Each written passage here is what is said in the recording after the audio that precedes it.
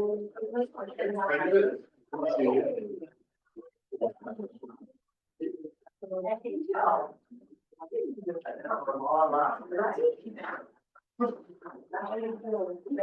I guess we can now do life. All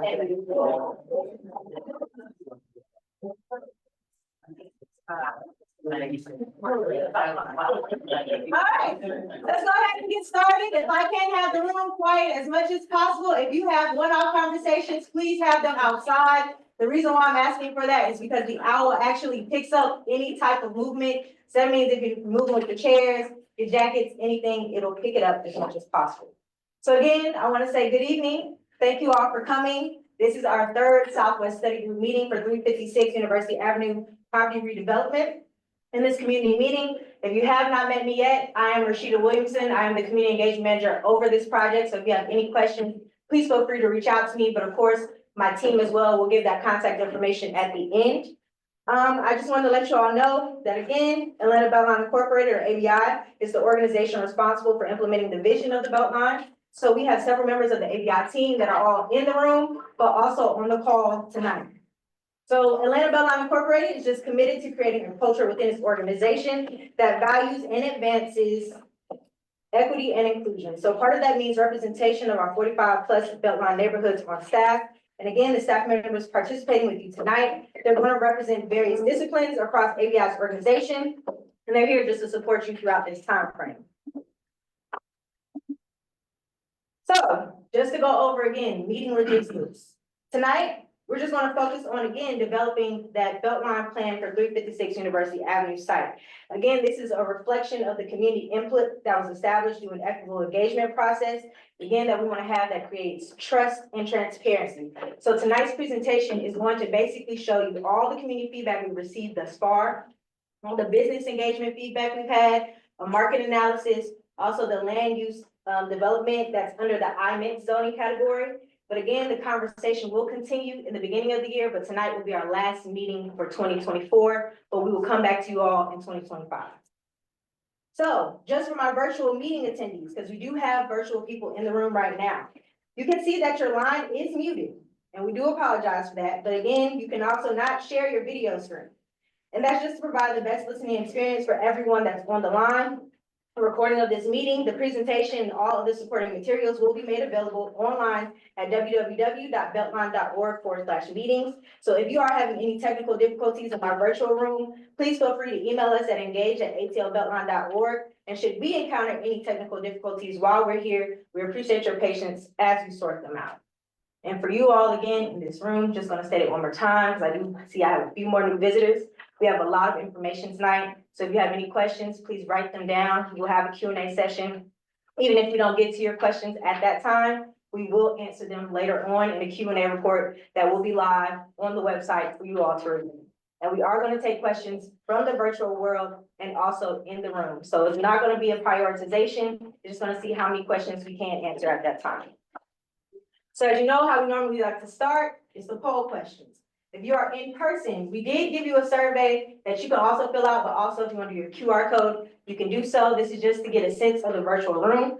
So I'm going to go ahead and have Layla start our first poll question for us. And that is, what neighborhood do you live in? And again, it's listing Adair Park, Capitol View Manor, Capitol View, Joyland, High Point, the villages at Carver, South Atlanta, Pittsburgh, Chosewood Park, I apologize, and Peoplestown. And then let me know if you're just a person in a Beltline neighborhood in the city of Atlanta that is not listed, or neighborhoods in the city of Atlanta not on this list, or neighborhoods just not in the city of Atlanta. Are you guys able to get that? And again, if you are not able to, you do have that paper form, so you can also just fill that out. We'll be collecting that at the end.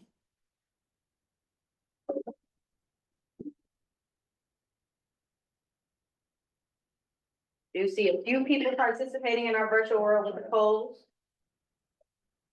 For our in-person, were you able to do this? If not, just go ahead and fill out the survey, and I just want to add, the surveys are up at the front, the pen. It should be. If there's any more, I do apologize. All right, let's go ahead and end that poll. And what I'm going to do is just share what the virtual room is. So far we do have representation from Capitol View Manor and Capitol View. Pittsburgh. We do have a few people in the audience that are in the Beltline neighborhood in the city of Atlanta, not on this list. And then you have people participating tonight in a neighborhood not in the city of Atlanta. So let's go to that second poll question. How long have you lived in your neighborhood? You know, we normally ask this question all the time. Is it 1 to 5 years, 6 to 10 years, or 11 or more years?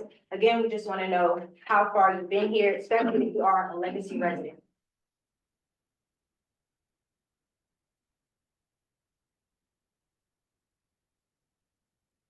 Okay, let's go ahead and end that poll and share the results of the virtual room, and I'll read out loud for our physical room. We have participants that have been in their neighborhoods for 1 to 5 years, and then we have a few with 11 or more years. We're gonna go to the next polling question. What is your relationship to the Atlanta Beltline? If you're in the virtual world, this is multiple choice. In person, it's gonna be multiple choice for you as well. We just wanna know, how do you utilize the trail? Are you just using it just to walk on it? Are you a homeowner? Do you rent a home in that Beltline neighborhood? Are you a residential landlord, a business owner in the Beltline neighborhood, a commercial landlord, a developer, a real estate broker, a community activist, or advocate, or are you just generally interested in the Beltline project?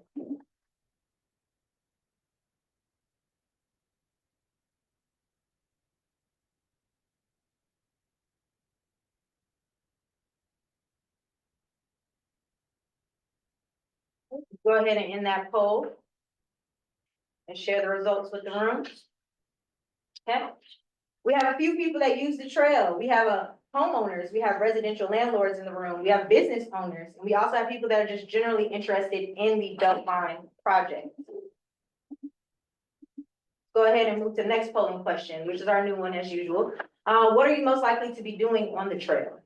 Are you using it to exercise or for other recreation, running errands, going to work and school, engaging in leisurely activities, or do you just not use the trail?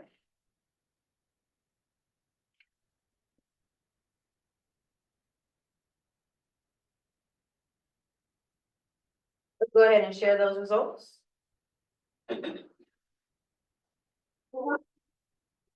And then for my people here in the physical room, just to let you all know, we have a lot of people that use it for exercising and recreation, a few that use it to run errands, some to go to work and school, but also to engage in leisure activities.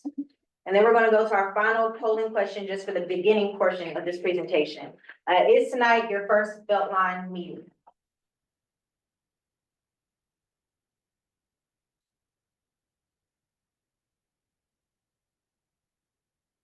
Right in the physical room, is tonight your first Beltline meeting? Just raise your hand. Okay. Perfect. All right, let's go ahead and end that poll. Share the results with the room. All right, so as you saw, we have a few people, it's their first time being here. We do appreciate you all for being here and participating. Again, even if we don't have a hybrid version, you can always see us virtually by registering online, or you can go to our Facebook Lives whenever we have our community meetings. But for our virtual room, we do have 2 people. So with that being said, I'm just gonna go through a quick Beltline 101. And again, with our vision statement, it's just to be the catalyst for making Atlanta a global beacon for equitable, inclusive, and sustainable city life. So part of that means Atlanta Beltline working with MARTA and its efforts to implement the 22 miles of light rail transit, our goal of 1,300 acres of new green space, our other goals of 33 miles of multi-use trails, 5,600 units of affordable workforce housing, $10 billion in economic development, 48,000 in construction jobs, 50,000 in permanent jobs, public art, environmental cleanup, and community engagement, what we're doing tonight. But I'm gonna take a quick pause because our council member is actually in the room. I just want you to provide a welcome. You thought you were gonna just pop in? Okay. Yeah. I appreciate that. So, hey, y'all. My name is Antonio Lewis. Super happy to be here. Super happy to be here today. Apologies for not being able to come to the earlier meeting, but being able to meet with the folks on the Beltline and getting complete rundowns before these, I always feel good. I feel better because I know that we have federal investment, which means we have federal eyes on this project forever. Wherever Senator Ossoff is on the campaign trail talking about the completion of the Beltline because of the investment in it. So super happy to be a part of this day. I don't want to take it too much further from there, but I think we'll have a good time. I think this investment in the South Side is a investment like no other. This is our beach. We do know that Atlanta has no water. but the Beltline is our beach, and we get to develop the beach for the city of Atlanta. So happy to be a part of this today. Thank you. Next up, I'm just going to introduce Mr. Michael Davis. He's our Deputy Executive Director for Atlanta Beltline Partnership. Just to give you all just some more information about our Legacy Resident Retention Program. Thank you, Rashida. Really what it takes is a few minutes, we know why we're here, but one of the most important programs we have is dealing with housing stability, protecting legacy residents and providing the opportunity for generational wealth outcomes. In 2018, we launched a program called the Legacy Resident Retention Program. Essentially, we identified 24 neighborhoods from Bankhead down to about a third of Chosewood Park, where we thought there'd be the most risk of displacement and gentrification. We're proud to say that over the last 4 years, we have made it the largest program in the city protecting residents. The way the program works briefly, folks apply, we pay property tax increases from their base year, which is 2019, all the way to 2030. So think about that for a second, right? If whatever your property taxes were 5 years ago, you pay that all the way to 2030, and we pay, so if it was $200, and we were paying that spread. So this is a program that I wanted to come here today because even though that 72.9% of the participants that we have are south of I-20, less than 17% are in NPUV and only 2% are in Pittsburgh Yards. Again, this home ownership, this building home ownership where strong neighborhoods come from.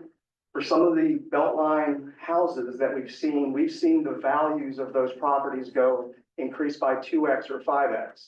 So when I made the comment about generational wealth, if we're paying property tax increases for some folks that are 50% or 100% or 200%, we're providing the ability to stay in the home and leverage that. And then we also have workshops that go with this for financial planning, estate planning, and things of that nature. Really quickly, the other parts that are important here is the tax payments we pay to the tax assessor are not taxable. They don't have to be paid back. And then lastly, I'll say, because I'm going to stay on time, is that here the eligibility, right? So we have an address tool here. We can just basically plug your address in to see if you're in the boundary. The boundary roughly is a half mile on either side of the Atlanta Beltline. From, as we call them, the sub area is 9 down to 2, which is Bankhead down to parts of Chosewood Park. You have to have lived or owned your home since March 2017. That coincides with the date which you broke ground on the West Side Trail, which we very much saw appreciation from that. There is no age restriction. I'm going to say this again. Many of these programs like this, which are great programs for senior only, this is the only program in the city where there's no age restriction. And I think sometimes the fact we use the word legacy, people think it's senior. We want to be sure that everyone gets a part of this. And then the last thing I'll say is we have the highest income eligibility in the city at 100% AMI. And though 93% of the people, or 97% almost, are who need it the most, 80% below, we believe it's important as a people's project to provide something where everyone can take advantage of these benefits. So you can see the income levels and where the area is. Then lastly, the simple call to action here is this. Tell someone. We've learned through canvassing after COVID's the best way. Word of mouth's the best way for our participants, for putting signs in yards like you can get your roof done or painting, because it's a word of mouth thing. Because we know that a program like this doesn't seem real to many people, because I've done canvassing, they told me it didn't sound real. So it depends on neighbors, sharing with neighbors that yes, this is a real program. Yes, this is the largest one in the city. We actually won an award from House ATL for how great this program is in retaining houses. Again, scan the QR code. There's all the information there. The most important thing is tell neighbors. Because I've done canvassing, there's a lot of distrust now. We've all been through cycles where people have texted us, have called us. Many people in these neighborhoods are receiving texts every day to buy their homes. So there's not a lot of trust that will come from us. The best way to do this is neighbor to neighbor or going door to door. So I'm going to pause there because I know I've got a minute left. Are there any questions? Yes, sir. I know the West Side Future Fund had trouble getting enrollees in their program. What is the actual number of participants you have currently right now? Right now, I have 241 participant families. I'm going to add another 5 when I get to my office tomorrow morning. So we'll be at 246. Yes, ma'am. So I've been talking to my neighbors about this, and there's some hesitancy because people are afraid that if you're paying all the incremental differences, right, in the taxes, and then funding stops in 10 years, what did you say, 20? It's currently, as it's defined, 2030. Yes, ma'am. So in 2030, then 2031 rolls around and I can't afford, Correct. my mortgage payment because it's gone up hugely. Mhm. So, So the plan that we have there is we actually finished some work canvassing about 10,000 neighborhoods and we're working on policy. So we think realistically, based on the constitutional amendment that was passed at 3% this year, that that it's going to hurt property taxes, that we have the ability in 27 or 28 to pass, we'll say, less regressive property tax stuff, which is based on income like a circuit breaker. So we're working, I just got another grant from our host here at Andy Casey Foundation to work on policy. So we're actively going to be working on policy to extend that. The other thing I'll say is that based on the landscape changing where it may be 3% to inflation, we may have the ability based on the 100% philanthropic funds we have to extend the program. Well, it's all wait and see based on what happens in 2025. But I feel very comfortable saying that I think we can get real policy change to protect those 240 plus residents. So there's not a jump off after 2030. Yes, sir. So the neighborhoods you named, have historically had a lot of renters, apartment complexes, housing projects. Are there any plans to address the people who were displaced, who were renters that are legacy to those areas? Not with this program. One of the things we're working with is Atlanta Land Trust about paths to home ownership and things like that. This is specifically just for legacy homeowners. This is on my planning to figure out what more we can do because, again, I'll go back to my point. Home ownership is the central part for so many things in our communities, and facilitating that path to home ownership is just as important as keeping people in their homes. Yes, sir. Michael, that's the last one. Last question. You mentioned the state and financial planning classes and workshops. Is there a way to access those even though you may not otherwise qualify for? Yes. We've got flyers for our home empowerment series out at the front desk, along with the program in both English and Spanish outside. I'm at time. I will walk back and talk to you directly. Yeah. Because I'm at And time. I do apologize, but we do have a Q&A session at the end. Write that question down. He will be here to answer your question. Yeah. But I have Councilmember Lewis to say one more quick thing. Quick things. So we met with Michael, Mr. Davis, actually this past Saturday, and we're setting up an event in District 12, which he's gonna be working on, folks. He have 241 people who are part of the program, but 86 are in District 12, right?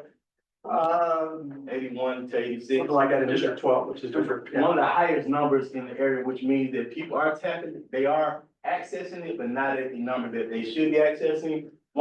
Two more things. We have instituted legislation in the city council to stretch the Beltline tag from here to Southside Park. That it will be renamed the Hank Aaron Park at Southside Park. And it's going to include everything that the tag has. We're going to compound everything that the Beltline tag has ever had in it to make sure that people are able to receive any benefit that anyone has ever received who live in that area. So I just want to make sure we announce that. That did pass about last month. It was a stretch the Beltline tag to Southside Park. And that's going to come because of a CIE that's going to get it done. That's it. Thank you again. All right. Thank you. And then this is just one last resource. I'm gonna be really quickly with this. We're just excited for ABI's current workforce training programs. This is the Urban Forestry Career Pathways Program. And it exists to respond to critical needs for workforce development in urban and community forestry. It's funded through a multi-year grant from the U.S. Department of Agriculture's Forest Service as part of the Inflation Reduction Act of 2022. So this is in partnership with ABI, Trees Atlanta, Greening Youth Foundation, and On the Rise Community Development Center. This program is a job training focused with individuals between the ages of 18 to 30, providing them with valuable urban forestry skills that opens doors to careers in the growing nature-based industry sector. So if you want to share this information, please do so. We're going to drop the link in the chat virtually, but now we're going to move on to our physical presentation for tonight. So again, just our intentions and purpose, as we always do, just to establish an equitable community engagement process, which we've been doing for the last couple of meetings. And our purpose and outcome is just to develop a plan for ABI's 356 University Avenue site, reflecting all the input through a series of the public meetings. Again, this is the third one, and we had our third stakeholder meeting on November 7th. So tonight's agenda, as you saw, we opened up with our welcome and all the resources that we want to provide for you all. But now we're going to go into a recap of the engagement to date. This is community engagement to date. Also recap on our business engagement, and then an update on the market analysis that I referenced earlier today. Then an update on the planning and next steps for this project. With that being said, I want to introduce Chelsea Arkin. Yep. Hey everyone, my name is Chelsea Arkin and I've met a lot of you guys at previous meetings. I'm the Senior Manager of Housing Policy and Development at Atlanta Beltline, Inc. Thank you all for coming tonight and spending some time with us. So I'm gonna give you, I know a lot of you guys have been in this meeting, but I wanna just give you a little recap of the site.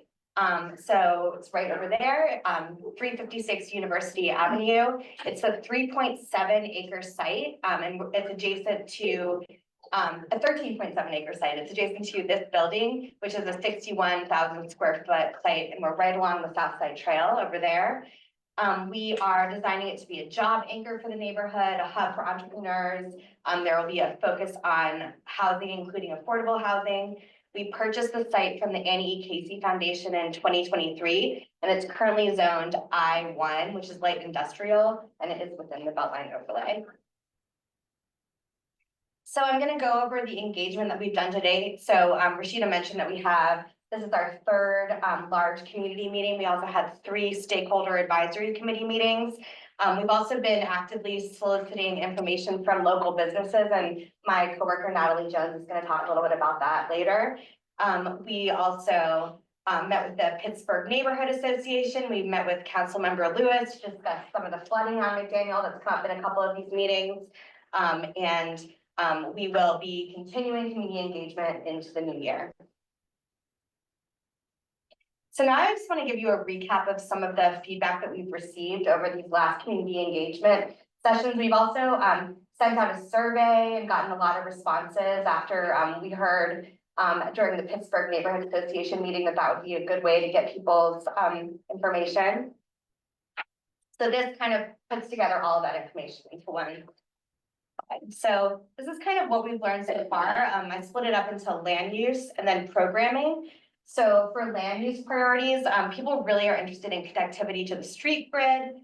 They're interested in space for food access, for grocery stores. That's come up a lot during a lot of these meetings. You want space for retail businesses, space for business services, so like office space for light industrial, space for housing, obviously, and that would include multifamily housing and single family housing. That's come up in a lot of these meetings. And then also just parking for the businesses and for the housing. And then in terms of programming, these are kind of the things that have bubbled to the top. So food access is a really big one, whether that's a big box grocery store or a farmer's market or a neighborhood market. Also third-party spaces and places for entertainment in the neighborhoods that people aren't having to drive to see those things. Space for healthcare or wellness. So that could be like a gym even. And then housing, so homeownership opportunities, senior housing opportunities, and then rental housing, and that would include market rate and affordable housing. Also green space, and then workforce training opportunities, and a lot of people mentioned youth programming at the last meeting. So now I'm going to introduce my coworker Natalie Jones, and she's going to talk a little bit about some of the feedback we've received from business engagement.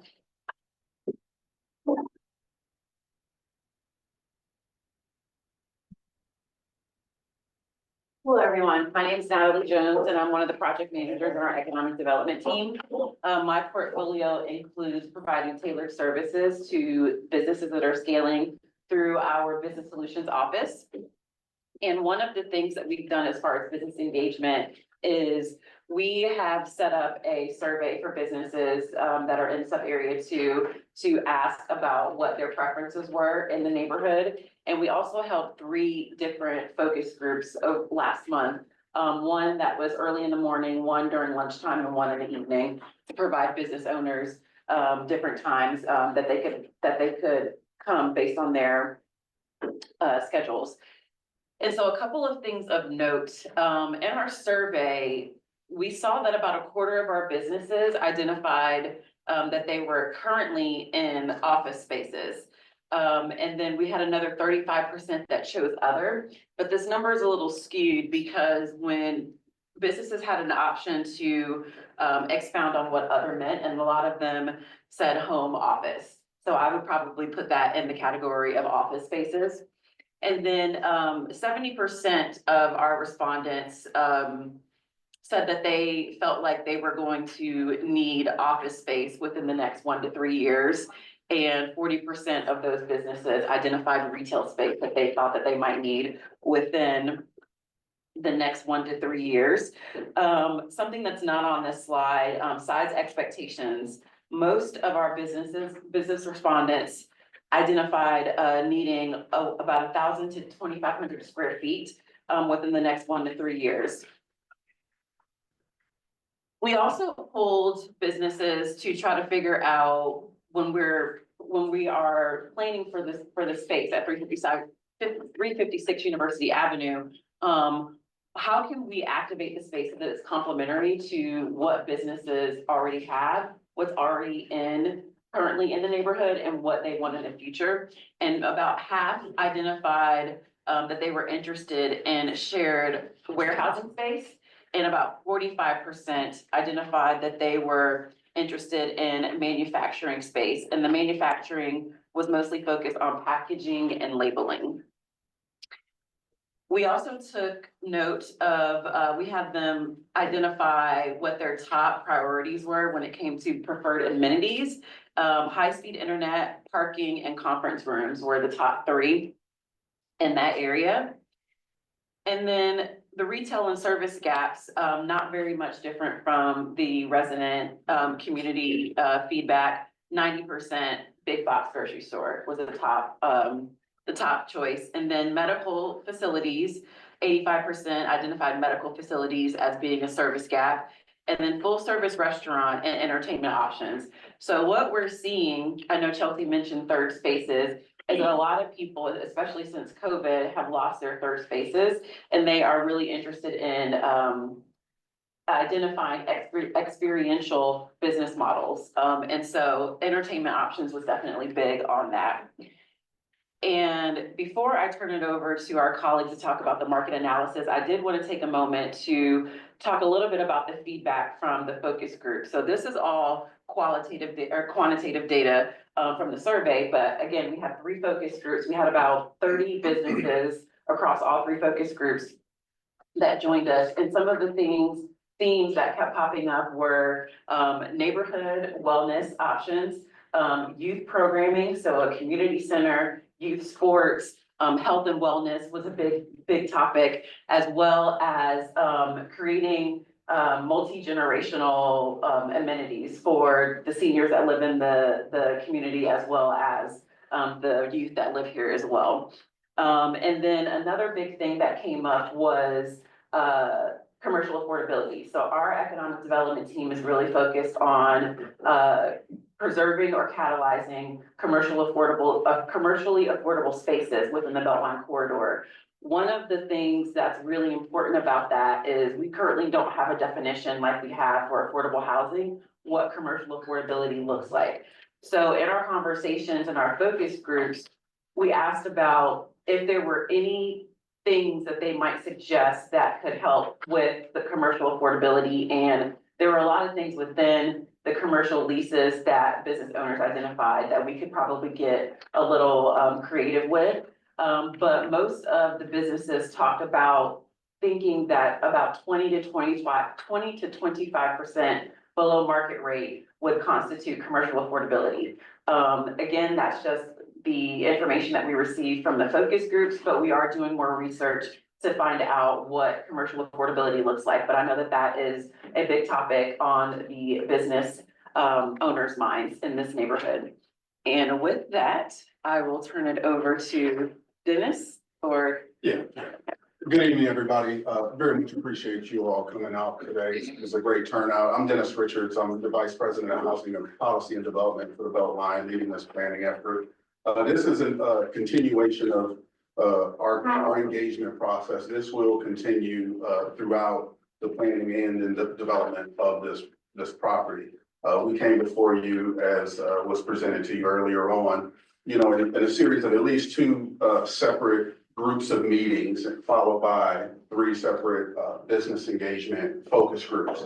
Really to listening sessions to hear what you all wanted. As we think about this planning effort, we want to take the feedback we hear from you all, hear from our market analysts to say, okay, just with all of these ideas and everything that we can do based on the actual land uses under the IMIC zoning category, here's what can be accomplished in this market from a market perspective. A lot of lenders and capital providers, they're going to lean on that market analysis to make commitments of capital to this project. So we have with us today Jeff Koski, he's the president of KB Advisory, and his colleague Tate Wilson, and they're going to walk you through some of the highlights of our market study that we received. Thank you very much, Dennis. Good evening, everyone. Pleasure to be with you again. I'm Jeff Koski, president of KB Advisory Group. We're a local, small consultant to the public sector and private sector when it comes to real estate development, economic development. We've been here in the city of Atlanta for about 25 years now. Both Tate and I live in the city of Atlanta, so we're invested in this from a personal and a business level, but we're not using that. We're kind of stepping back away from all of that to look at market trends, right? And so the idea here is that really our job in all of this, and remember, this is one piece of input into the overall planning process. So we are looking at basically at the heart of it, the supply and demand of real estate, supply and demand, right? Remember economics class in freshman high school or whatever, supply and demand. That's what we're here to talk about. One piece of input into this overall planning process. But as Dennis said, this is important to kind of get a grip on what the market wants, right? To understand what might be feasible. And again, dirt won't start turning, tomorrow. So we're trying to look as far into the future as we can, at least in terms of when development will start, what the market might be looking for. And again, all of that feeds into the hopper in terms of what the community is looking for, what the site will accept, et cetera. So again, these are recommendations based on data that we've collected over the past 3 months. And it's a lot about data, right? We are data nerds, if you will. But we understand real estate, how real estate works. So at the heart of our data is really demographics and economic data, right? The demand side of real estate is about demographics and it's about the economy. And so when I talk about demographics, I'm talking about how many people live here, what's the household size of people, and particularly what are the incomes of people, and that drives the market. So as we kind of slice and dice this, we look at a larger trade area, which is that kind of pink here. That's basically the 285 perimeter, right? And then we look at the retail trade area, which we believe that this site can really attract from once the Beltline is completed particularly, but it will draw from really throughout the city because you have access via the Beltline, right? And a site that's not on the Beltline, that might be, just over there, wherever it is, but there isn't direct Beltline access, won't have such a big trade area, right? So there's some things that you can do on this site that you couldn't do if it wasn't on the Beltline. Now, there are other places on the Beltline that you can't do what you could do on this site because of regional access, right? So when we think about one of the strengths of this site, the interstate and the visibility of this site is great for what might be able to happen here, right? Because it's a site that is not hidden away in a neighborhood. And again, we think this is a regionally significant site. That's why UPS was here, with their trucks over the past few decades. That's why Annie Casey saw it as important enough to buy it when UPS left. And it's why the Beltline decided to buy it from Annie Casey, because it is a regionally significant site. So mostly we're trying to think big here, right? This is not a site where we're trying to go small. Now, it may end up in a different spot, but this site has attributes that can do quote unquote big things when it comes to real estate. And then we have what we call the primary market area, which is really basically the South Side Trail. So when you look at that, if you look at just the primary market area, there's about 65,000 people that live within this area, right? And that's a pretty significant market. The numbers out loud. just to- Sure. Right, so currently in this primary market area, which is kind of the South Side Beltline, we're looking, right now, there's estimated about 68,000 people that live there. In the larger sort of Beltline area in the purple, there's about almost 300,000 people that live just within that. And then you stretch all the way out to the perimeter, there's almost 900,000 people that live inside. And again, not, someone that lives way outside, closer to the interstate isn't likely to come here a lot, but they could come here, right? This is the idea, this is the draw area. That these folks could impact this site. They can spend money here, they might wanna live here, they might wanna have their office here. Now, when we look at that, we think about the primary market area, right? The one in blue here, right? The 67,000 people that are estimated to live here. Right now, this is data from Placer AI. I don't know if you all are familiar how many data nerds we have but this is kind of the newest and greatest data tool that we have is Placer AI data, right? What we know is about the folks in the primary market area spend almost 30% of their income on transportation, right? That is a significant amount. And then you look at their housing costs, which on average are about 27% of their income. So together, we're over 50% of people right now are spending on transportation and on housing. We think that this site can help reduce potentially both of those costs for the average household here. And again, within just that primary market area of the South Side Beltline, the folks who are here currently spend $226 million in retail, right? So that's the current market. That market we're gonna talk about is gonna grow. But basically, that's what we gotta capture from, right? How much retail can we capture from the spending that is occurring today? And then when we apply household growth projections, how much spending can we capture on the site from the people who will be moving into the area? And so all of this is like just interesting data to you, I hope. But all of this sort of feeds into our demand of modeling exercises, which again, is a little bit of art, a little bit of science, right? But we've been doing this long enough where we start to get to know this data enough to be able to apply it to say, what can this site achieve? So what we also know from the data is there is unmet retail demand in this area, right? So of that spending that is happening, not all of it is happening inside the area, because right now there's not that many options to spend money on certain things. And this would say, right now, there's a lot of spending, for example, on automotive spending, right? If you want to spend money on your car, you can do it inside this area. But if you want to spend it at a grocery store, it's less likely that you're going to find an option to do that. Although there could be some, right? And so we look at this and we say, all right, where is the unmet demand? And then of that, are we gonna have a gas station on the site? No, right? There's certain things that just aren't gonna happen on this site, right? But we do think that there are things like potentially the unmet demand in the area that we can tap into. Things like grocery stores, things like lawn and garden and hardware stores. There aren't a lot of those options. There's a lot of y'all that live here are spending your money, but you're spending it outside. So the question is, can we build something here that would allow you to spend your money in your community as opposed to having to leave? And that's what that unmet demand looks like. So that's, again, a very high overview of some of the data that we're looking at, particularly on the retail side. And now, excuse me, I'm gonna pass it off to Tate Wilson, who is gonna talk a little bit more about the housing side. And then we're gonna tell you what we think it all means. And just to let you all know, I know some people are taking pictures. This is going to be posted on our website. So you will get a PDF copy of this. Oh, for your eyesight, I'll zoom in on some of the numbers that are in person. And I'll try to read those out too. Hello, everybody. Tate Wilson, Director at KB. We're gonna hit on the housing side very quickly and then get into what is IMIX for the proposed site and what that means from a zoning and use point of view, and then get into kind of more of the specifics of filling in these puzzle pieces of what this might look like, given the demand, what could be supplied here. So, Yeah, I did that, go ahead. okay. Like, wow, magic. So, a lot of numbers here. I know we're talking about a lot of numbers. When we're thinking about housing affordability, we talk a lot about AMI. AMI is the area median income. HUD uses a metro level AMI number, which right now 100% AMI is 106. Within the metropolitan region of Atlanta, that means that 50% of households are earning less than this, 50% are earning more than this.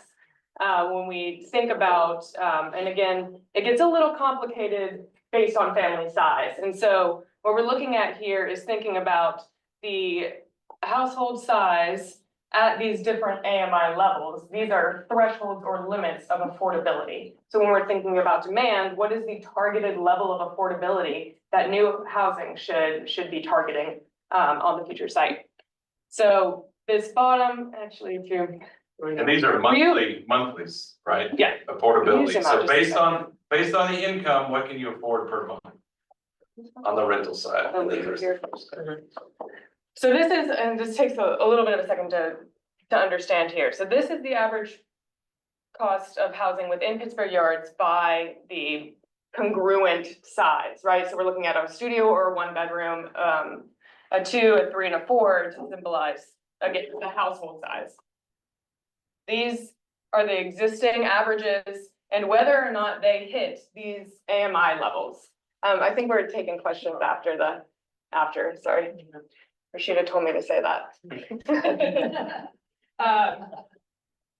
So what we're seeing here is at 100% and at 80%, there is availability of housing that is affordable. When you get into deeper levels of affordability on the rental side, 50% AMI, that housing is not available at that price for those households.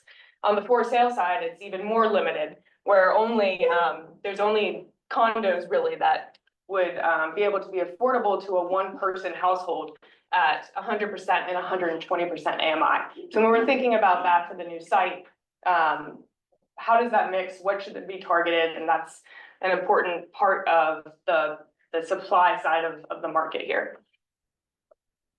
This is looking, since 2018, what are the home sales versus absorption? Absorption, you can think about this as there is a unit built, it was rented, that unit was absorbed by the market. So similar to our sales data. And you can see, in 2021, we know people were shifting, pandemic, kind of migration patterns, interest rates were lower, you had a lot more sales, and you had a high delivery of multifamily within that primary market area.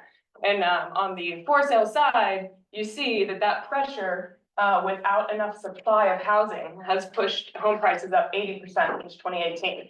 Again, it's plateauing a bit here with the interest rate market, kind of higher interest rates in 23 and 24. And you also see with that supply on the rental side, average rental costs have gone up about 8%, coming down from a peak in 22. Looking forward, so we're looking back and we're looking forward. There is a significant amount of residential that is going to be delivered within this primary market area. And so our kind of role here is to best position the future programming on this site to keep this in mind while also serving the needs of that we know exist here. So again, about over 5,000 multifamily units, close to 800 for sale units to come online here within the next 10 years. And close to 400,000 square feet of retail, with a majority of that retail associated in mixed use buildings. And so that's an important aspect too, because that would be the market standard. Standalone retail is not necessarily what we're talking about. We're talking about mixed use retail along with the residential on an activated site with explicit programming. So we've kind of taken out of the housing side and what the pipeline looks like. From a zoning perspective, the site could be IMIX, and IMIX is a zoning classification that is intended to create, to keep light industrial jobs, allow a job hub, but also add in those residential and retail mixes. And those that would be appropriate with residential, obviously. And it's non-industrial, I'm sorry, that label is wrong. This dark blue is industrial. So there is a requirement that 30% of the site be industrial, dedicated industrial space. There are a couple of uses that can apply here that would be training, or vocational schools. You can also have associated office space of that industrial, that counts towards that 30% mark. And thinking about some other analogs just within the region, talking about zoning can get a little bit boring, so hoping that, thinking of the Lee and White, that's just a neighbor here, and then Chattahoochee Works, those are both IMIX sites.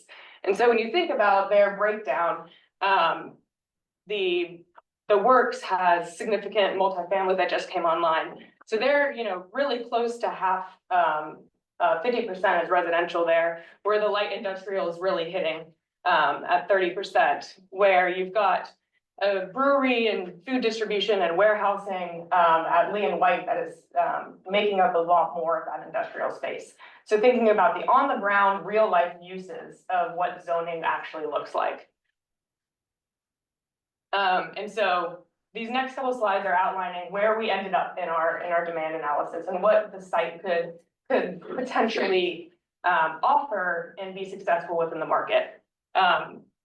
Future demand within the PMA around 1,200 homes. This is looking at 5 years. And of that, we know 47% is going to be demand from households that are earning less than 50% or less than $50,000. And so again, that affordable housing piece comes in where we know that that's not 80% AMI. So do these affordable units need to hit at deeper levels of affordability?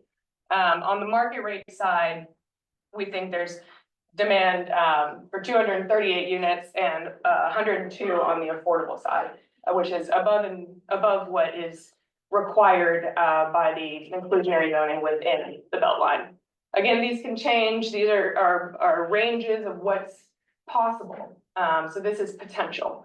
And then the next part of this is actually, planning out the space on the ground and making sure that there is appropriate uses that could attract financing and investment.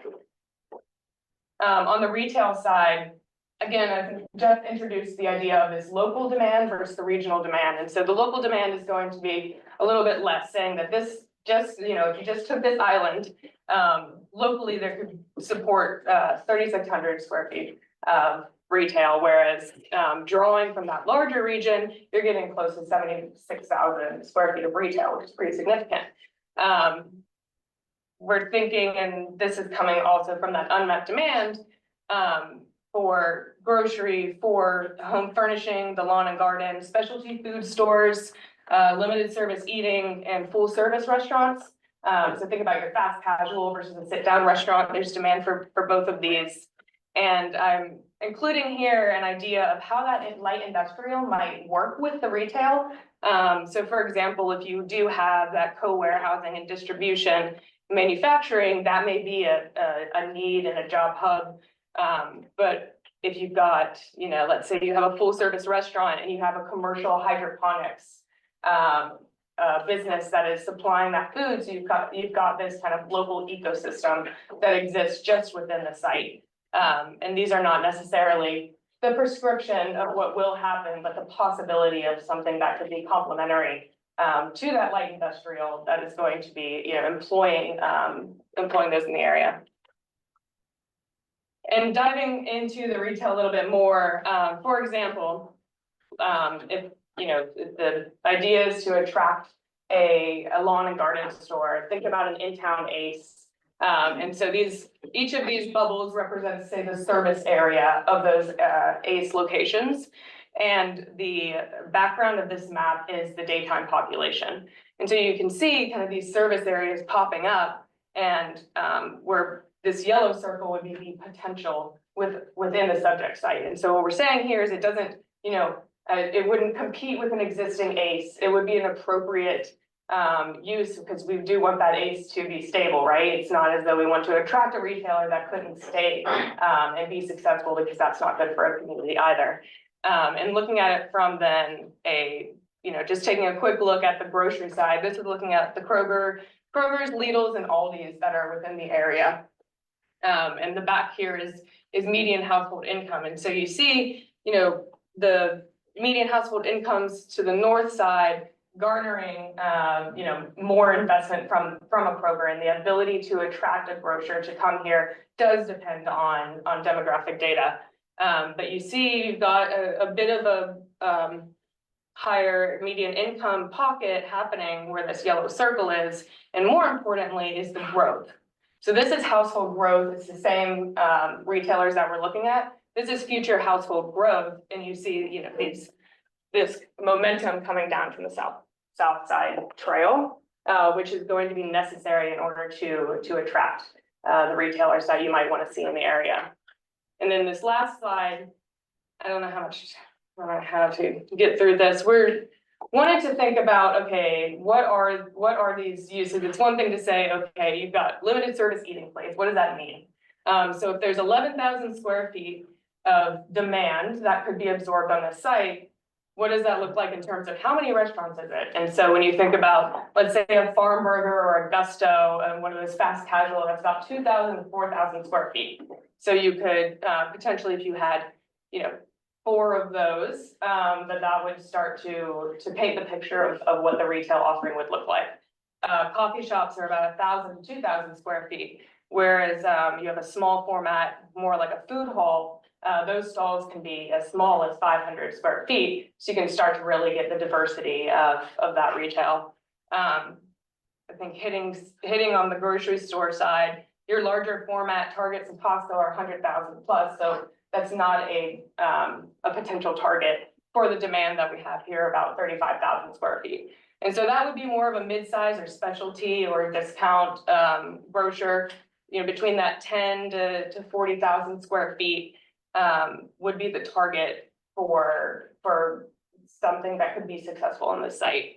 Again, you've got a home furnishing store and lawn. I think that's really important. Those are locally serving, but can also attract regional consumers and would fill a need, and those dollars would then be spent within the same community and providing those services. So this just gives a snapshot of what the potential mix of retail could look like on this site in the future. And I will add to that too, that we're not proposing these are the exact restaurants. We're trying to put it in your head.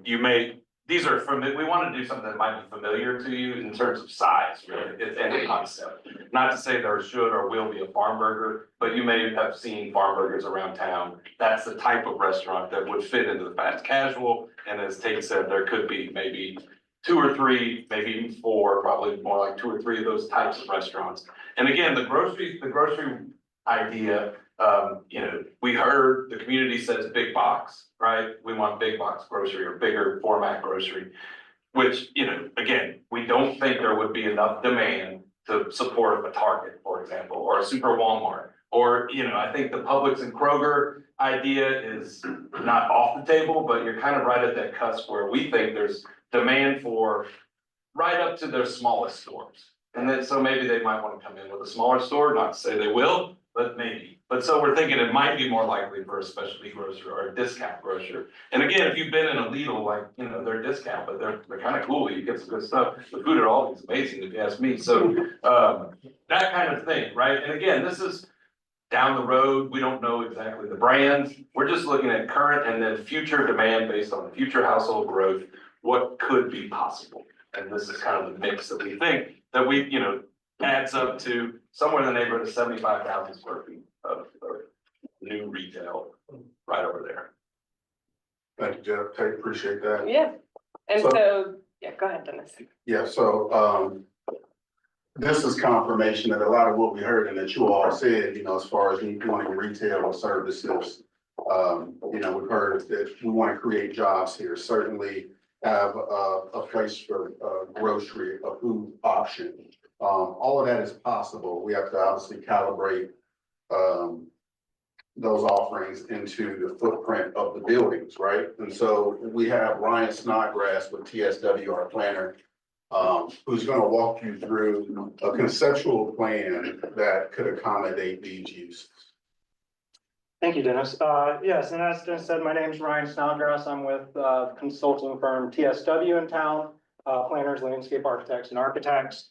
I've been assigned to this as the planner, working with Dennis and his team to look at what is possible based on the community input, the market research, funneling all that information, and then making sure we're also guiding with our zoning, our IMX zoning. So juggling a lot of information here and trying to put that on paper. And I know it looks pretty simple, but this is simple is not always bad from plan view. There is a lot going on in these spaces based on the information that you've already heard today. And so one of the things I kind of want to, before we jump into what we actually see on the paper, is how did we get to this point? What are our constraints? Well, we already mentioned the market research, zoning, and community input and the desires there, but the physical constraints of this site. Driving by on University Avenue, I'm sure you noticed where that big berm of trees is, that is a large berm, up to 25, 30 feet in some areas right there. We then have another large berm on the Beltline corridor side down here on the southern edge. So in reality, we're in a bowl, in a large soup bowl, right now. Can you just explain what a berm is for everyone that may not know what that word means? Sure, the berm is our hill. So the hillside going up in grade. So if I'm standing on University Avenue, where we all drive by, standing on that sidewalk, I'm looking down into the site. And then it's into a large flat area. The land then goes back up again, another hill, back up to the Beltline. So that's what I mean by we're in a bowl in that sense. And thank you, so we could get that clarified. Each of these sizes, like I said, 20 to 30 feet in places. And then not to mention, we're working in a tight area of only 13 acres to get quite a lot of programming. And then before I move on though, we also have something below ground. There is a major sewer line, part of the city of Atlanta infrastructure here, that requires a 50-foot easement. This is not normal for easements. So this is a major line that's going to a facility just south of this. So thinking about all those constraints, we knew that luckily that 50-foot easement is going essentially east-west through our portion of the site. It does start to make a slight jog, but not enough to really affect us. And it actually helps us start to site plan. Okay, well, this is going to be my major east-west corridor connection within the site. But before I get ahead of myself, I think I flipped to the next slide. I just want to make sure I hit these right here.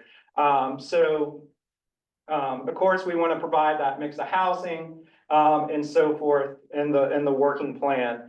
I actually did not get ahead of myself, so very good. As we see, I'll mention the framework plan that we have set up.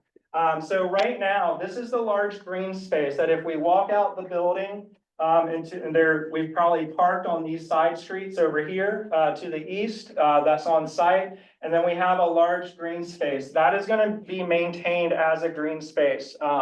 So we're working around that, and that's actually a nice amenity for our site. Again, site conditions directed that because a lot of underground utilities and stuff. So not really a buildable area, but it makes a nice central green space that we can play off of. We then come into the site and we start to build our blocks in our framework.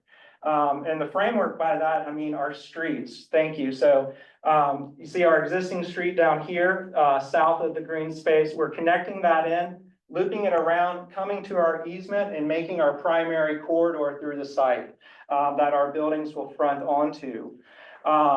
So within these blocks, we have three multifamily blocks. So that's block 3, 4, and 2.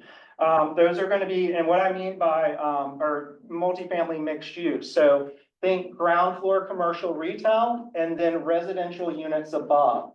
So a very typical building style that we see built along the Beltline corridor. It's gonna allow us to provide that flexibility of ground floor commercial uses that we can have both fronting onto the Beltline as well as onto our interior streets, and then have residential units above to really activate it. All the parking for these uses is underneath the buildings. Because of our grade, we're allowed to able to do a podium, and I think we can go to the next slide and it'll help me illustrate this.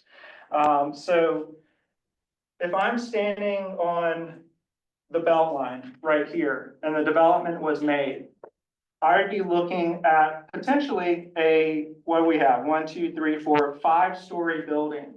The ground floor of that building would be Beltline retail frontage. So think of the type of retail uses that you see currently today along the Beltline. That's what this is inviting to occur there, and that we want to occur there to activate that space.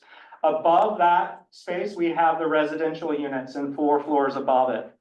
Below grade, out of sight, out of mind, but we have that convenience because we need it. In this scenario, we have 2 levels of parking to accommodate all of our residential and commercial needs that's happening above ground.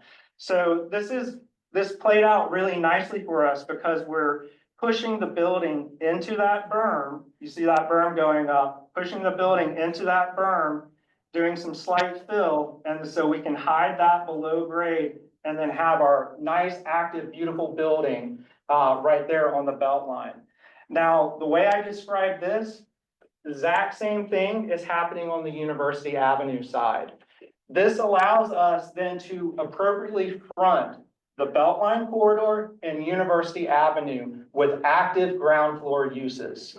That's a big thing from an urban design and neighborhood standpoint. We want active ground floor uses to engage the neighborhood, give activity, vibrancy, and it also adds to the safety aspect of when we're walking around our communities to have that activity. Not to mention the residential units above is going to add to that. So with that being said, these are working drawings, and I apologize for that. These are CAD line work because it is quite complicated, and we've been processing ourselves how all of these uses may apply and be plausible. And so we're very comfortable right now at what we're presenting to you, or we would not be, that this is plausible uses here, the way these building forms are set up. Now, I'll go into a little more detail about the uses. We've already been talking about mixed-use ground floor retail. That's really what this section cut is talking about. So have the opportunity for it not only on University, our interior corridor, but also the Beltline. And you can see the amount of stories. So Beltline, we're proposing the tallest buildings at, again, 5 floors if I'm standing on the Beltline. University Avenue, we're starting to transition, right? Going to the historic bungalows, our existing single-family detached houses that are in the neighborhood that are over to the far right of that section cut that you see.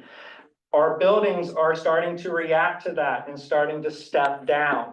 So that when I'm on University Avenue there, I have the 4-story building. But because of grades, on the opposite side of University Avenue, you know, there's a lot of retaining walls. So this is why, for me, from an urban design point of view, I'm comfortable with proposing a 4-story building on University Avenue because our single-family detached dwellings are so much higher than normal. They're not on the same plane, so it's not a major jump down in that regard.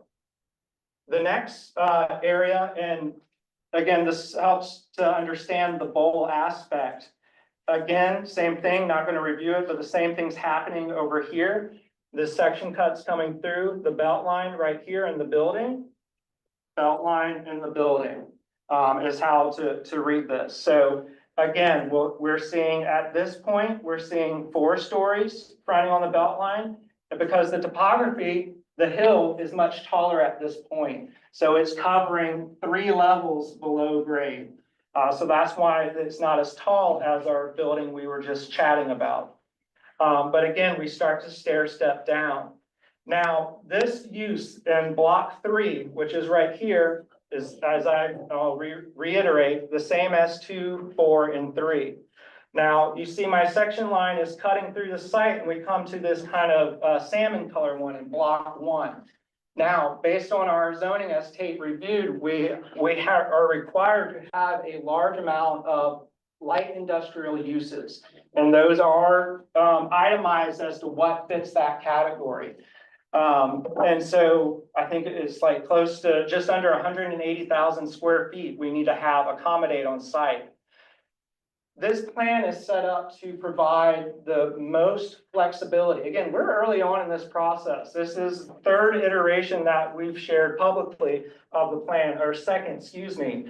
And so it's still going to evolve. Trust me, next time we see each other, this is going to be refined even more because of these conversations are continuing. But I'm saying right now, block 1 is providing us that flexibility for that light industrial by providing opportunity for a larger warehouse style building. And what I mean by warehouse style, don't think those big boring cinder block buildings down like I'm not going to say the corridor, but just the Amazon warehouses, not like that. No. But the interior clear space can accommodate light industrial uses such as that in that larger block. But where our section cuts through, we're proposing more of a mercantile style building. So think of a traditional historic warehouse building like Savannah or something on the riverfront, where you see 3 stories where that was all industrial use because that was all shipping, right? So that provides us then flexibility for uses within that industrial category, such as research, veterinarian clinics, all those type of uses that may not be necessarily appropriate to place in a building with residential units above. But it's perfectly acceptable within this proximity. We're processing all that and making sure we're applying spaces that will create a neighborhood and not be offensive to the residents in this future community. And again, I'll say University Avenue, you see at this point, that 3-story building, while it's 3 stories on site, only 2 stories are showing on University Avenue, and then we transition to the existing single-family houses on the opposite side of the road there. Now, again, I'm trying my best to explain these, and we'll get into Q&A much later, but I just kind of, and I'm sorry if I'm repeating myself, but I want to make sure we all understand what's happening in these more technical drawings when typically we would share more rendered pieces, but I just wanted to share the intensity of this site and what it means to us on the planning side and how we're trying to accommodate all of the various buckets into this 13 acres. And so this is kind of just recapping again what I said. We're continuing to refine this. I'll be looking at this again after Thanksgiving based on input received from tonight. And then in the new year, that's when we will have that more refined rendered version because it's more finalized and we will know the what we're showing is plausible based on all of these studies and working with our civil consultants on the site. So, hey Ryan, before you move on, can you just speak to the market amenity space and how this interacts with development? Yeah, sorry. And the streetscape. Within 2 minutes. Within 2 minutes, I can do that, I apologize, I kind of glossed over the fun neighborhood amenity sides, diving into how this is all working. So we know we had our 2 blocks running on the Beltline. Well, how do we transition down because of that grade change? We're looking at a terraced plaza going between these buildings, a large pedestrian concourse style plaza where we can have commercial retail uses fronting onto that. That would get us softly down to the grade on our main street there. This is a large space. So much can happen in here. There's actually opportunity that we can infill it some with little jewel box commercials. If you ever been to Woodstock or Avalon, they have the small fast casual restaurants in the central green spaces and such. Things like that are plausible in this area as we're setting it up. I mean, we're up to 90 feet wide at some point, I think 70 at the pinch point. So we have that opportunity. We also are providing a large space between these two buildings, because of the easement, but also because we know we're getting taller here. And we want to make sure from an urban design standpoint, the pedestrian is comfortable in this space. So we have a nice green verge going along this side with, right now we're saying is a double alley of trees to provide a nice shady, comfortable area. Again, that's the south side, so that's going to get hit with a lot of sun. So thinking about those resiliency aspects in this plan as we move forward is all in our minds with that. We're also looking at a stormwater park. We gotta maintain stormwater management somewhere. We don't wanna have a large pond that's gated off, like you see at a lot of kind of strip mall style development. So how can we incorporate that in the community and make it a true amenity? So we're looking at stuff and working with our civil engineers to make sure something like that may occur. And I think those are the highlights there. And of course, all these uses that are fronting onto the green space. Block 5, if anyone's curious, that is part of the 13 acres owned by the Beltline for this project. However, due to the intensity of development here, we maxed ourselves out. There's no reason to build there, so we're making a larger green space essentially right now as we stand in the concept plan.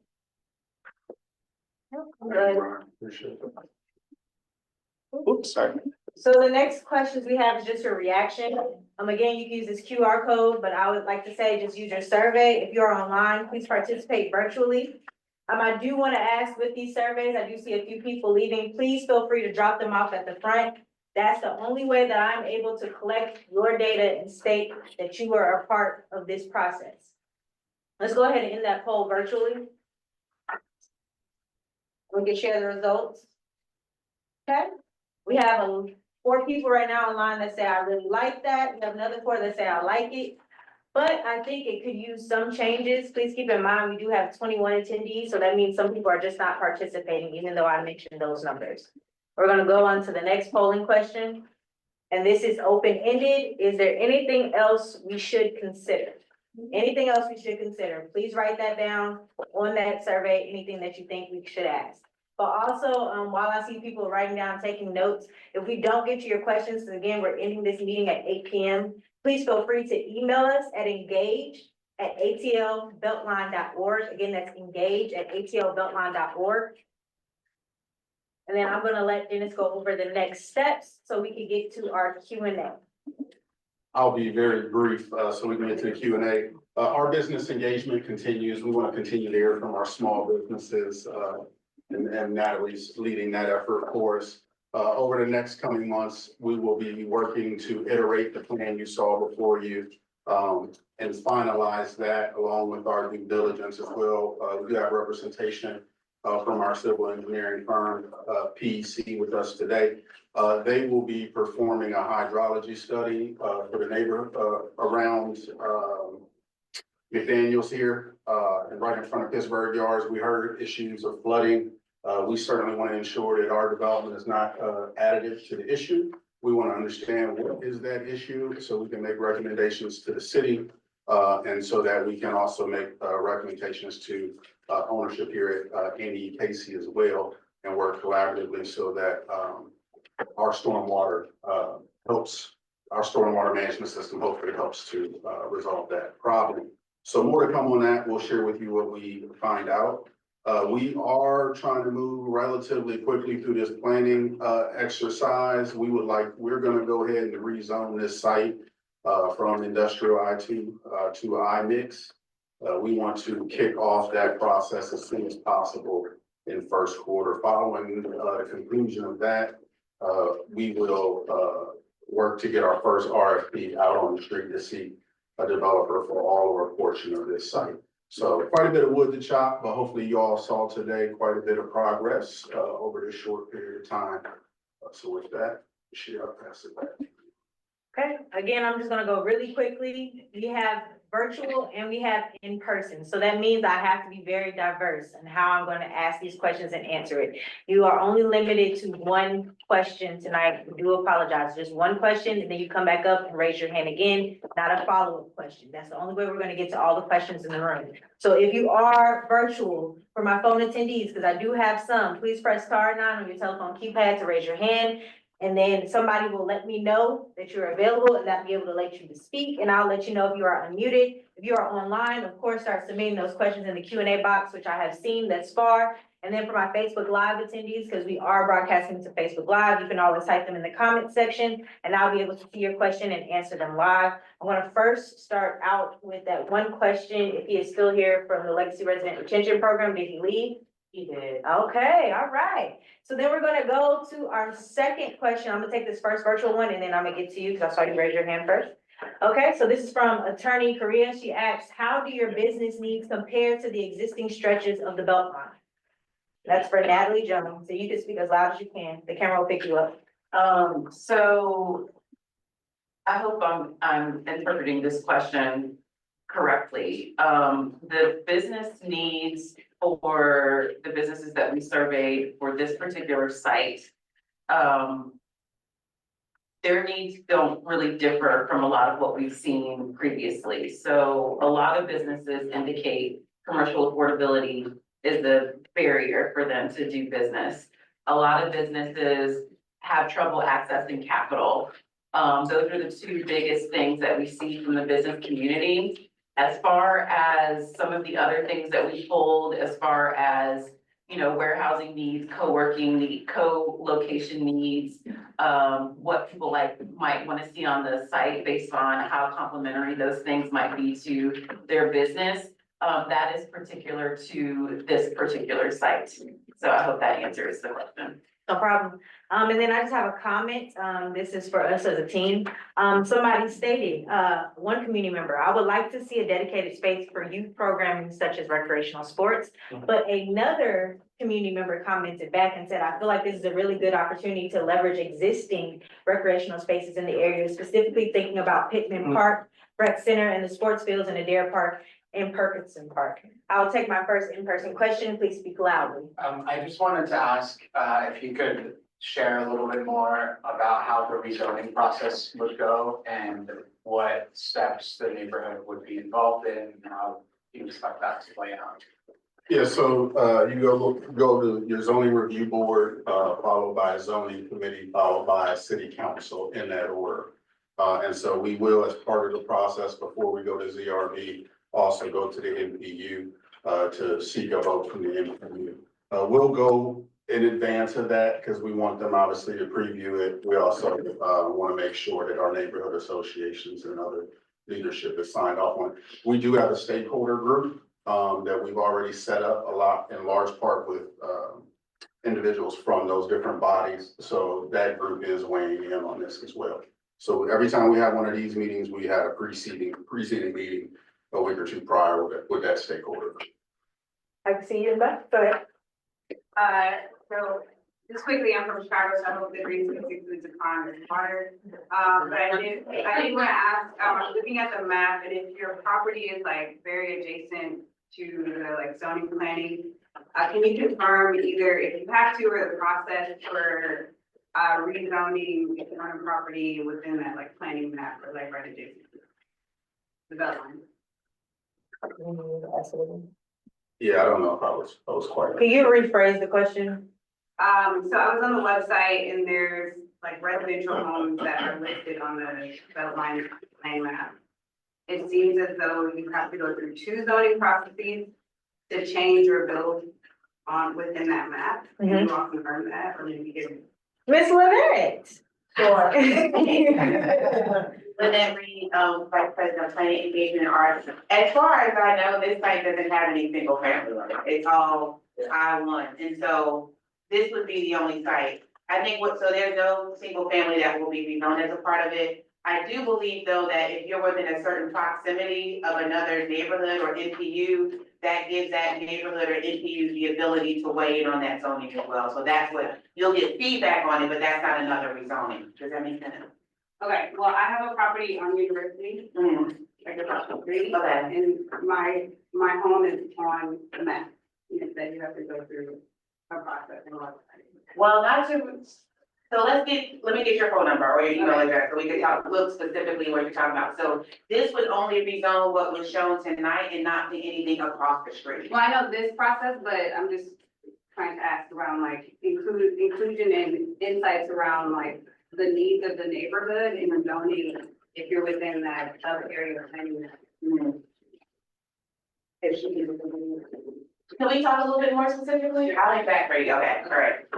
Yeah, go ahead, Tyrone, and then I'll get you. I have a quick question. On the block 5, they said that that's already in the green area. So that we're sort of committed to the development of the other 4 blocks. I know one of the feedback items was like a farmer's market, even if it was like on the weekends. Is it possible that could be converted into like a pavilion that could be used for farmer's markets or just general, like a third space, or just a way to get out the sun before coming to and enjoying this area?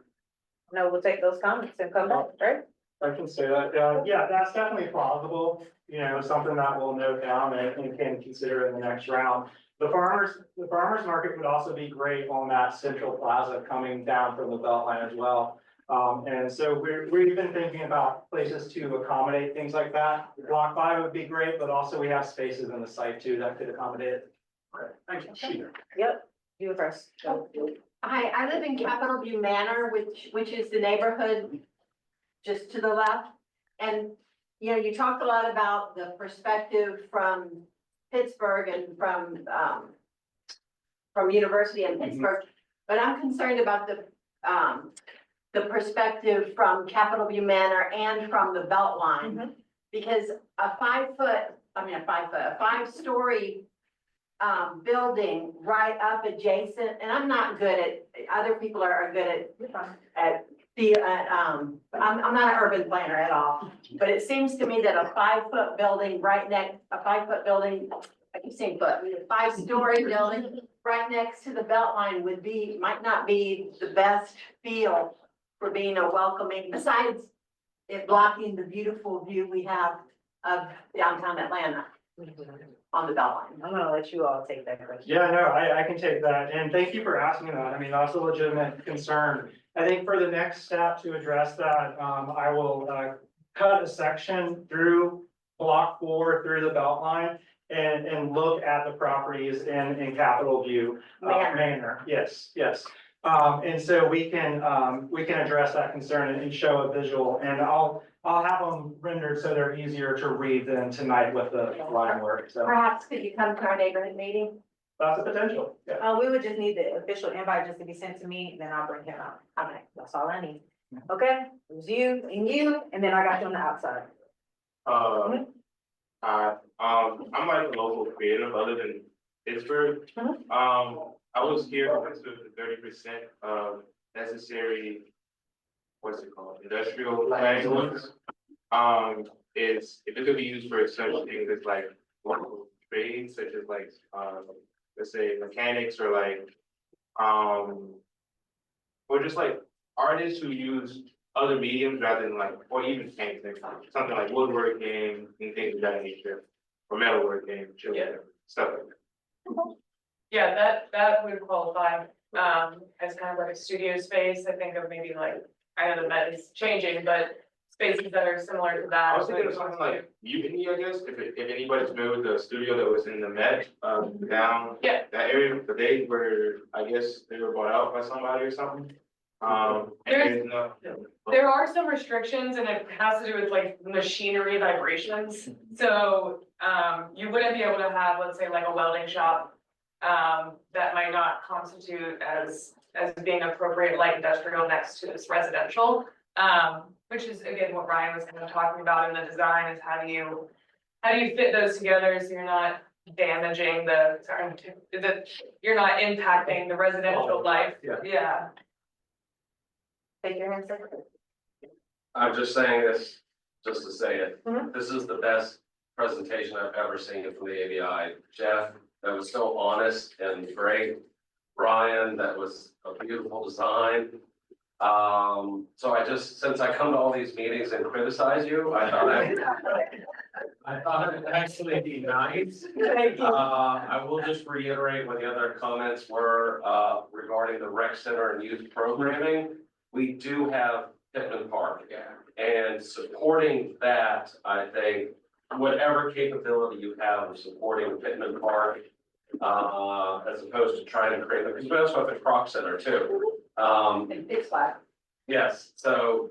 You are those- perfectly fine. We just hit, these are comments from your other residents. Oh, yeah, so I'm just reiterating that other Yeah. comment and actually complimenting the Beltline tonight. We appreciate you. Thank you. I'll take your hand. And I'm sorry if it's on there and I can't see it. No, you're fine. From here on the conceptual framework. Yeah. But are there, proposed additional entrances? For cars to come in? She was centering. Yes. Oh, the vehicular city. Yeah. Tell her what we're trying to move the trucks to. Yeah, so great question. So we do have to follow a City of Atlanta framework plan that's adopted in this area. And part of that is any curb cuts we propose on University Avenue need to align with an existing one. Makes sense, right? We need to follow that. We are breaking the rule in one place, and that is right here, and that's why we're calling it a lane.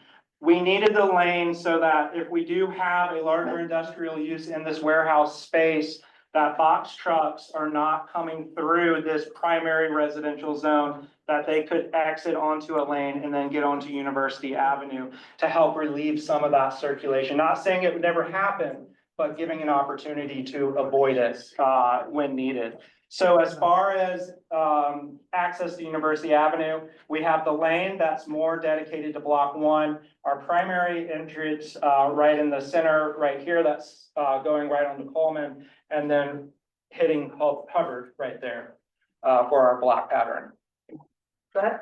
I had a question about, to amplify something Matt was saying about Pittman Park. It also just received a big grant that, is gonna help with creating a garden there and some other renovations, and then moving that land forward and also redoing a lot of the pool area, installing splash pads, and really activating a lot of the space there more than it has been. So it definitely is a huge amenity to the neighborhood that I think the city of Atlanta is finally recognizing. But my question is, I really like the way that the design incorporates all the blocks. I noticed the buildings have little breaks in between them that lead to maybe a central courtyard. Is the idea for that to be only available to residents, or is that planned to be open to the public as well? Because I really like the concept of a central courtyard. Traditionally, these areas are the private amenity for the residents, so that's where you have your pool amenity and so forth. We're too early on to program that right now, but we're providing the space and we'll figure that out as we actually get, Dennis takes this to market and gets builders on board for it. But the idea is, yes, that's amenity space for the multifamily. Block 2, the way it's set up is a little more flexible. It could have a pedestrian cut through going through it, with this area right here reserved for amenities for the multifamily. But in here, this could be public because we're looking at full ground floor uses to accommodate that iMix or light industrial, which does include like training schools and so forth. And so we see that aspect of iMix being able to apply down here very easily and work well with the residents. And I know it would take some coordination with Pittsburgh Yards as well, but the space right below the green space, have y'all had any discussions about actually just creating that as pedestrian space? So the green space extends all the way to the Beltline, because you don't have that same berm right there at the Beltline, so, yeah. Great. So right here is actually our Beltline trailhead. Yeah. For the current site. We have an existing street that's already built, not on our property. So this isn't in Beltline's project, actually, right now. Is that where? Another street to it, so rather than encouraging the continued existence Oh. of that street, just discouraging it. Maybe any Casey Foundation says, well, if they're not gonna build a street to it, let's get rid of that street and make this all one continuous space. Yeah, I mean, that's a conversation that could be had, and we'd have to traverse their green space, but a conversation that could be had. Are there any more questions? Because I can only take one more at this time. Yes, you for our last final question. This kind of goes into the, what is it called, the retain program? Oh, Legacy Residential Center? Yes, I just turned 21, there's no way I had a home, on a home back in 2017. So like, you were saying that they get the program like in the works of attached home ownership. What would that entail and like how, you know? Well, your programs are partners like Atlanta Land Trust. What I can do is get your information, we can talk, but I know we're ending now. So let's talk offline, I'll be here. All right. I just want to thank you all again for coming to our meeting. As usual, you know, I have these last few polling questions. Was the information presented tonight helpful? Please, I know you gave us our comment, but we would like to take that for data purposes as well, if you want to write that down. Okay. For our virtual room, we're gonna go ahead and end that poll and go to the next polling question. And did you learn something new? Yes, no, more clarity? And then lastly, I'm just gonna go ahead and put our contact information. Again, this is how you can reach some of our members that were speaking tonight. This is only ABI information, as well as TSW and KB Advisory Group. We do ask if you email KB Advisory or TSW, please CC us on the email. But again, you have me as the engagement manager, Rashida Williamson, you have Dennis Richards, you also have Chelsea Arkin, Natalie Jones for business, and Tate Davis and Anna Baggage. But that is the end. Thank you so much.